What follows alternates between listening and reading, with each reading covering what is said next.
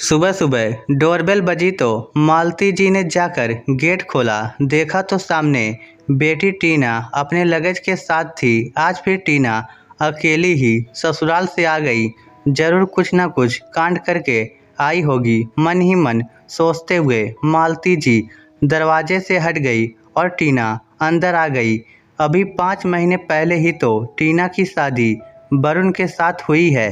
वरुण एक इंजीनियर है। उसके घर में उसके मम्मी पापा, एक भाई और एक बहन है। छोटा परिवार ही है और टीना की सास भी उसकी हर संभव मदद करती है। लेकिन फिर भी टीना को कुछ न कुछ समस्या ही रहती अपने ससुराल वालों से। जब कभी मालती जी उसके हाल चाल पूछने के लिए फ़ोन लगाती तो हाल चाल तो कम बताती, बस शिकायत लेकर बैठ जाती। मुझे काम करना पड़ा, मुझे वह काम करना पड़ा और आज भी शायद कुछ ऐसी ही हरकत करके आई है। लेकिन आते ही बेटी से क्या पूछे, इसलिए मालती जी चुपचाप रसोई में चली गई और अपनी बेटी के लिए चाय बनाकर ले आई।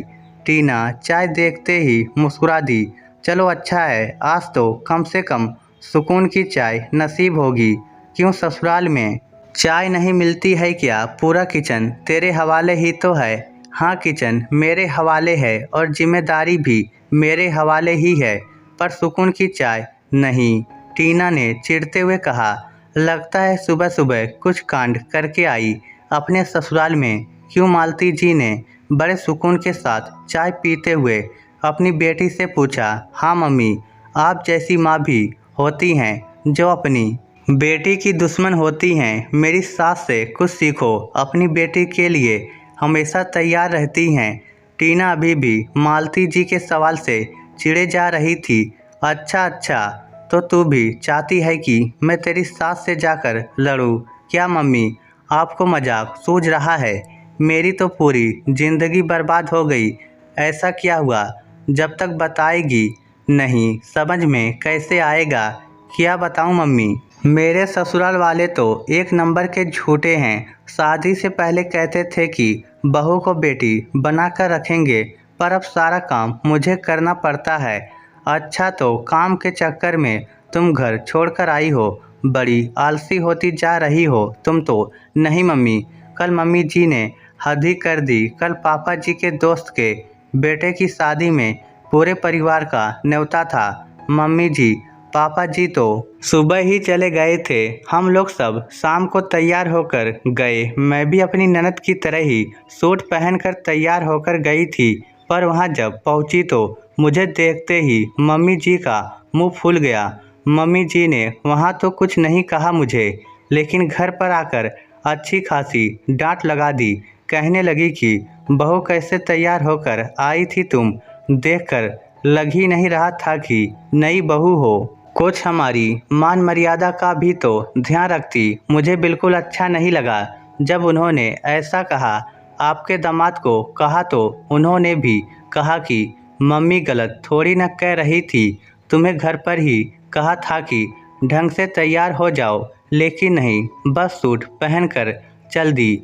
मैंने तुम्हारे दामाद को कल ही कहा था कि मुझे छोड़ आओ, लेकिन उन्होंने रात को आने से मना कर दिया, इसलिए मैं यहाँ अभी आई हूँ। ओह, तो यह बात है। और नहीं तो क्या मम्मी? अब बताओ, वह लोग बेटी और बहू में फ़र्क करते हैं, गलत नहीं है क्या ये सब? बेटी सूट पहनकर जा सकती थी, लेकिन बहू सूट पहनकर नहीं जा सकती। देख बेटा, बुरा मत मानना, पर सच सच बता रही हूँ, बेटी और बहू में फ़र्क होता है, बिल्कुल फ़र्क होता है। दोनों एक कैसे हो सकती हैं? जिस तरह बेटियां परिवार का हिस्सा हैं, उसी तरह बहू भी परिवार का हिस्सा है। दोनों अपनी अपनी जगह पर हैं, दोनों की अपनी मान मर्यादा है। तुम्हारी सास का कहना गलत नहीं था।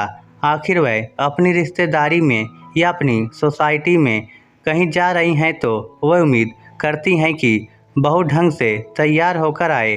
आखिर तुम भी उनके परिवार की इज्जत हो। जिस तरह हम कहते हैं कि दामाद बेटा है, पर सच ये है कि दामाद को बेटा माना नहीं जाता।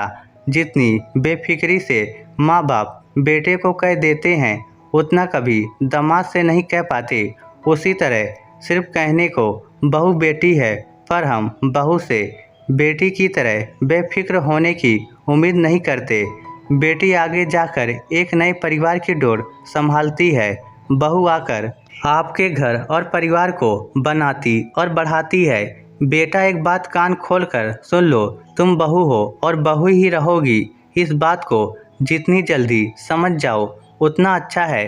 तुम्हारा घर है, तुम्हें खुद संभालना है। यूँ छोटी छोटी बातों पर लड़ झगड़ कर आओगी तो गलत है। ये शुक्र मनाओ कि तुम्हारी सास ने घर आकर तुमसे कहा, अगर तुम्हारी दादी की तरह सबके सामने इज्जत उतार देती तो क्या कर लेती। टीना के पास कहने के लिए शब्द नहीं बचे थे, इसलिए उसने चुप रहना ही ठीक समझा। हाँ, पर इतना जरूर था कि मालती जी की बात उसे समझ में आ रही थी और उसने वापस घर जाने का निर्णय लिया।